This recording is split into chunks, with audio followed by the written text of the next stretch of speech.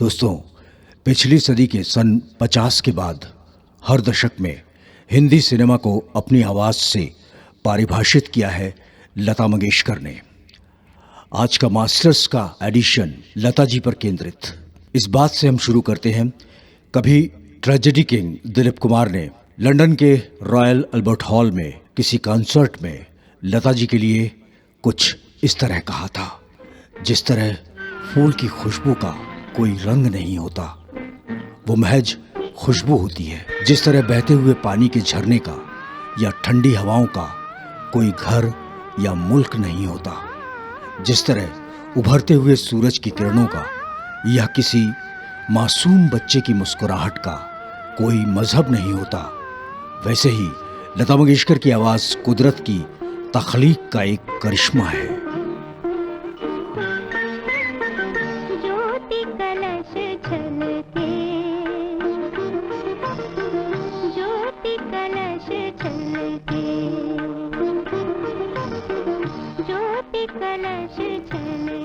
दोस्तों, आज के मास्टर्स के एडिशन में एक अनथक स्वर यात्रा का विवरण, एक डिवाइन वोकल वॉइस, एक ऊंचाई का स्पर्श, संवेदनाओं की अप्रतिम संवाहक, जिनके गले में संगीत और सुरों का कमाल का अनुशासन है। जी हाँ, सिर्फ और सिर्फ लता जी की बातें। ऐसी भी बातें होती हैं, ऐसी भी बातें होती हैं, कुछ दिल ने कहा,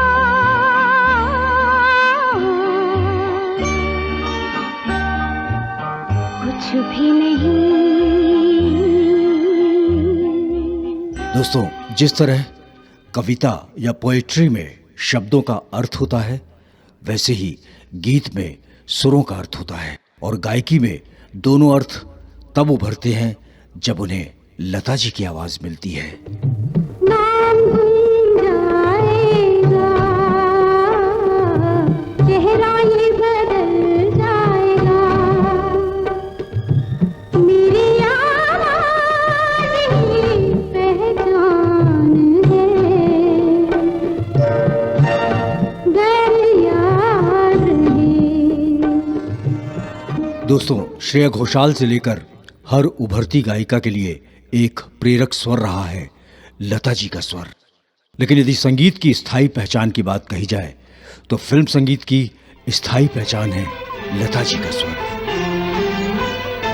छोड़ दे सारी दुनिया किसी के लिए, ये मुनासिब नहीं आदमी के लिए, छोड़ दे सारी दुनिया किसी के। बड़े गुलाम अली खान साहब कहा करते थे, लता तो कुदरत का करिश्मा है जो कभी बेसुरा नहीं होता। तो कभी पंडित कुमार गंधर्व का मानना था, अगर गंधार को उसके शुद्ध रूप में सुनना है तो लता जी का गाया हुआ गीत आएगा आने वाला जरूर सुनिए। वाकई ये बिल्कुल सच है कि लता जी के स्वर ने जिस भी गीत को स्पर्श किया उसे सोना बना दिया।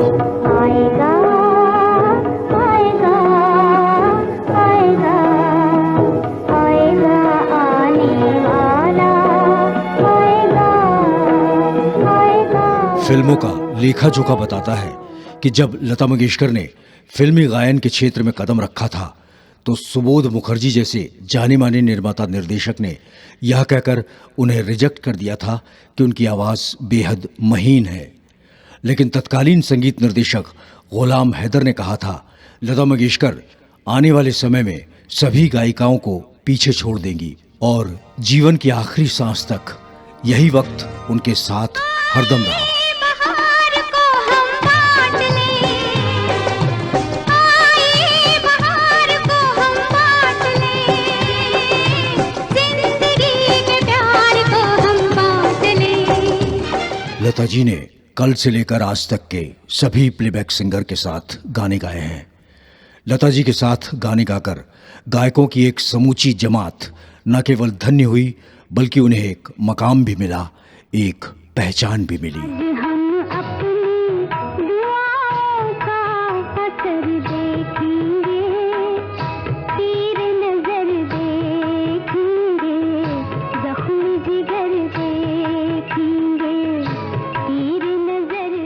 लता जी की आवाज की मिठास ही उनकी सफलता की एकमात्र कारण नहीं कही जा सकती है। उसके पीछे संगीत की एक अनवरत साधना है।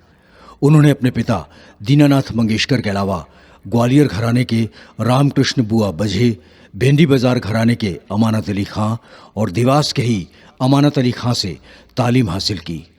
तब कहीं जाकर लता मंगेशकर संगीत के शीर्ष का स्पर्श कर सकी। रजनीगंधा फूल तुम्हारे महके यूं ही जीवन में, हाँ यूं ही महके प्रीत पिया की मेरे अनुरागी मन। विख्यात संगीत निर्देशक स्वर्गीय अनिल विश्वास कहा करते थे, लता के आने से पहले संगीत निर्देशकों को अपनी कल्पनाशीलता का पूरा इस्तेमाल करने की आजादी नहीं मिल पाई थी।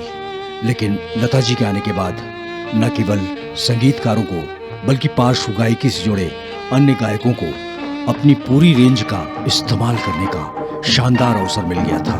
एक प्यार का नगमा है, मौजों की रवानी है। एक प्यार का नगमा है, मौजों की रवानी है। जिंदगी और कुछ भी नहीं, तेरी मेरी कहानी है। जी हाँ दोस्तों, हिंदुस्तान का दिल जिस आवाज में धड़कता है, आज भी प्रेमी और प्रेमिकाएं जिनके गाए गीतों से अपने प्रेम को अभिव्यक्त करते हैं, जिनकी गाई लोरियों को गाकर माएं अपने बच्चों को आज भी सुलाती हैं। कौन है जिनके गाने को सुनते सुनते लोग उम्र के दूसरे, तीसरे और चौथे दौर में पहुंच गए हैं? निसंदेह लता मंगेशकर।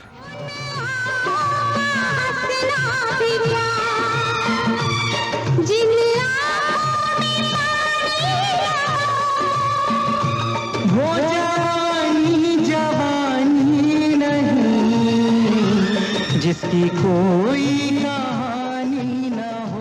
प्रकृति का अनोखा चमत्कार है लता मंगेशकर की आवाज। लता जी अब हमारे बीच नहीं है, लेकिन लगभग 7 दशकों से अधिक समय तक उन्होंने संगीत प्रेमियों से लेकर आम आदमी तक सभी के दिलों पर एक छत्र राज किया है। और शायद जाने के बाद भी उनका ये एक छत्र राज्य कभी खत्म नहीं होगा।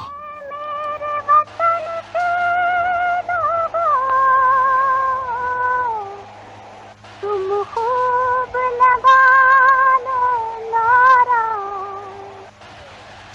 ये शुभ दिन है हम सबका, लहरा लो तिरंगा प्यारा।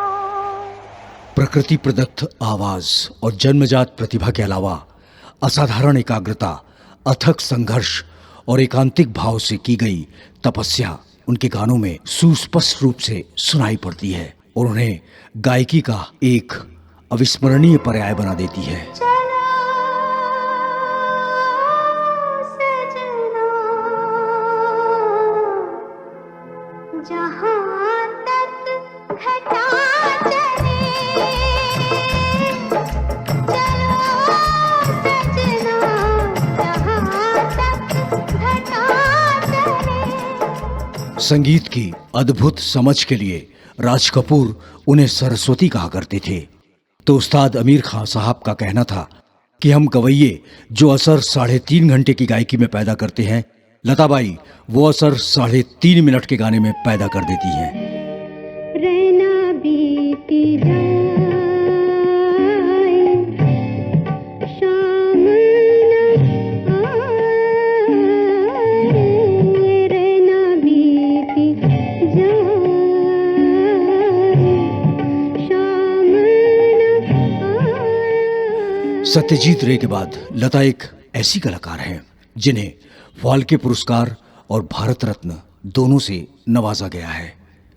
विश्व में शायद ही कोई ऐसी गायिका हो जिसने इतने लंबे समय तक करोड़ों दिलों पर राज किया हो। उनका हर प्रशंसक यही चाहता है कि उनको इस सुरों का जादू उनके जाने के बाद यूं ही आसपास बिखरता रहे, जिसके लिए सिर्फ आमीन कहा जा सकता है। दिया जला के गया, ये कौन मेरी तन्हाई में। दिल का दिया जला के गया, ये कौन मेरी तन्हाई में। सोए लहू में जाग उठे, होठों की शहनाई में। दिल का दिया आखिर में हम सिर्फ यही कहेंगे कि लता जी के स्वर फजाओं में यूं ही अफसानों की शक्ल में खिलते रहेंगे, बिखरते रहेंगे। लेकिन दोस्तों, पीढ़ियां आएंगी, पीढ़ियां जाएंगी, हर पीढ़ी उनकी परिभाषा लिखेगी। किसी पीढ़ी को उनमें दैवीय स्वर नजर आएगा, तो कोई पीढ़ी उन्हें जीवन संगीत कहेगी। कुछ लोग उन्हें एसेंस ऑफ लव के नाम से पुकारेंगे, तो कोई उन्हें प्रकृति का चमत्कार कहेगा। लेकिन हम तो सिर्फ यही कहेंगे कि शायद रहती दुनिया तक लता जी की कोई आखिरी परिभाषा तय नहीं की जा सकेगी। जब हम न होंगे, जब हमारी खाक पे तू